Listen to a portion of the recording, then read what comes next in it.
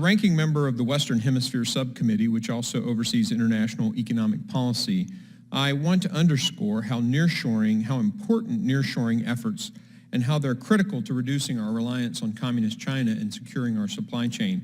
The crisis at our southern border and the COVID-19 pandemic have demonstrated that we must recalibrate U.S. engagement in the Western Hemisphere and recommit to bolstering our economic alliances across the region.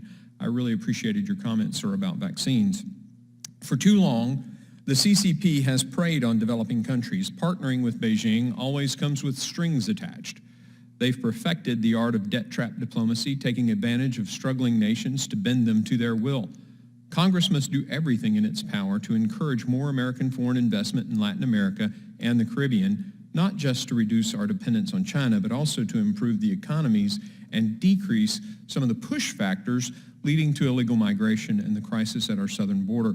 And I believe the Development Finance Corporation is a crucial arrow in our quiver. That's why my upcoming nearshoring bill envisions it as the centerpiece of an effort to bring jobs back from China to the Western Hemisphere, providing ultra-low interest loans to private sector companies willing to move back to Latin America and offering them temporary duty-free trade to boot. Best of all, any costs of this program would be paid by the existing tariffs on China, fully protecting taxpayer dollars. It's time we stood up to the CCP's bullying of our southern neighbors with concrete economic policy. I'm grateful that my proposal is receiving an outpouring of bipartisan support. And typical of this committee and its leadership, Chairman Meeks and Ranking Member McCall, I have had many colleagues on both sides of the aisle reach out and support this effort.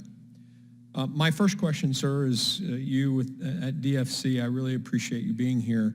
One of my concerns, and I traveled recently throughout Latin America, Brazil and the Dominican Republic, to name a few.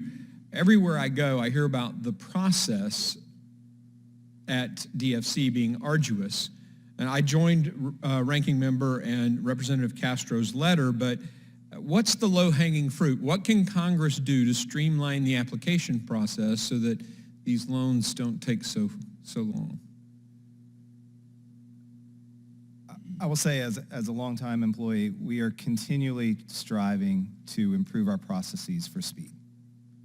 Having said that, and also being a long-term employee, we support a diverse array of projects in a diverse array of countries, and each require including a diverse array of sponsors as well, right? So each require different levels of commitment and support to get transactions and private sector projects into a commercially viable space.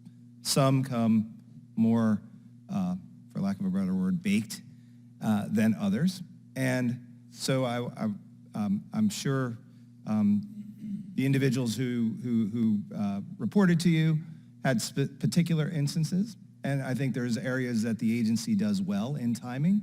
At the end of the day, we try to move on commercial timing speed and do our best in that regard. Well, if I could, I'll just share a president of a Latin American country's comments, an island nation with incredible ports. I visited those ports. They're ready.